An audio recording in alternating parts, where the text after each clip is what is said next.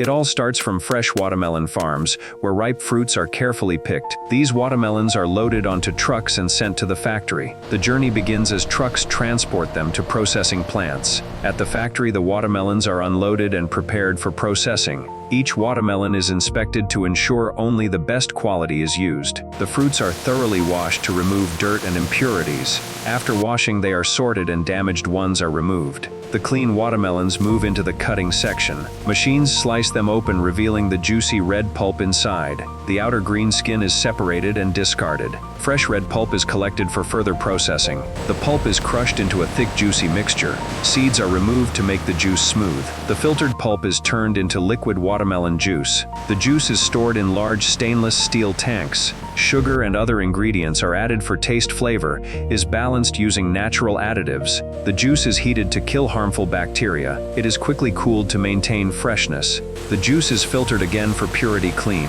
bottles are filled with fresh juice. Caps are tightly sealed to protect. The product labels are applied with brand and details. Expiry dates are printed on each bottle. Every bottle is checked for quality. Finished bottles are packed into boxes. The boxes are loaded for delivery from farm to bottle. Fresh watermelon juice is ready to enjoy.